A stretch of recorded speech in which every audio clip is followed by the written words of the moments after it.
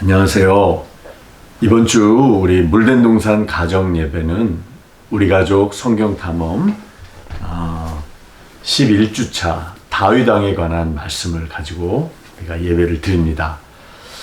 사무엘상 16장 13절 말씀을 보면 사무엘이 이새의 아들의 집을 찾아가서 다윗에게 기름 부어 왕으로 세우는 장면이 나옵니다. 사무엘이 기름 뿔병을 가져다가 그의 형제 중에서 그에게 부었더니 이날 이후로 다윗이 여호와의 영에 크게 감동되니라, 이렇게 말씀합니다. 사무엘로부터 기름 부음을 받아서 왕으로 세움 받았을 때 다윗은 여호와의 영에 크게 감동됐고 또 그날 이후로 하나님의 임재 가운데 살아가게 되었습니다. 기름 부음을 받고 성령의 감동이 있게 된 후부터 다윗은 그의 인생의 목자 되신 하나님의 인도하심을 철저히 받는 삶을 살게 되었습니다.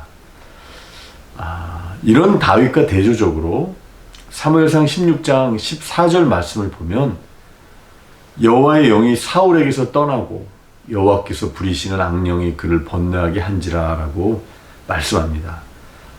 사울 왕은 먼저 기름 부음을 받아 왕으로 세움을 받았지만 그에게서 하나님의 영이 떠나셨던 것입니다.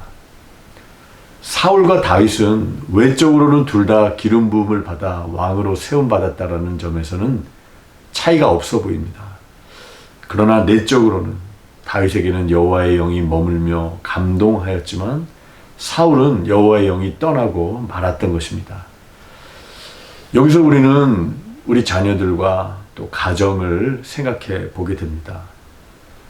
혹시 우리 가정과 자녀들은 외적으로는 신앙생활을 하는 모습이나 이런 부분들에 있어서 어떤 모습을 갖추고 있는 것처럼 보일 수 있을지 모르지만 내면에 있어서 혹시 성령의 임재를 느끼지 못하고 영적으로 둔감한 사람이 되어버리지는 않았는지 우리가 다 돌아보기를 원하는 것입니다.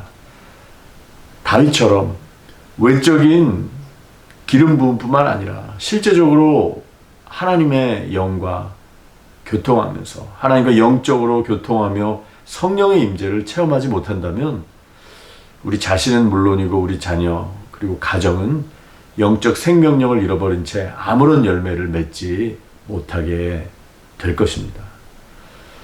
조금 전에 읽은 16장 13절 말씀을 보면 다윗이 여호와의 영에 크게 감동되었을 때 사무엘이 다윗의 곁을 떠났다라고 말씀이 마무리되는 것을 보게 됩니다.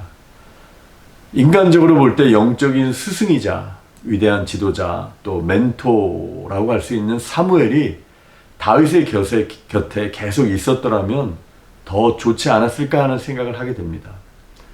하지만 사무엘은 이 사실을 알았을 것 같습니다. 자신이 사람이 다윗에게 해줄 수 있는 것보다 하나님께서 직접 함께 해주시고 하나님의 영의 인도함을 받고 하나님이 세워주시는 것이야말로 가장 확실하게 다윗을 세워주는 것이라는 사실을 아마 사무엘은 알았기 때문에 그는 여호와의 영이 함께 하시는 감동받은 다윗을 보며 기꺼이 그의 곁을 떠날 수 있었던 것이라 생각됩니다.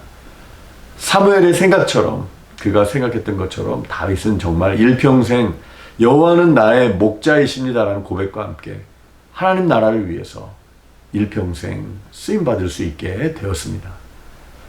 그렇습니다, 여러분. 눈에 보이는 것들이 준비되고 외적인 기름 부음이 있고 채워졌다라고 해서 다 되는 것이 아님을 우리는 알게 됩니다. 한 가지가 더 남아 있습니다.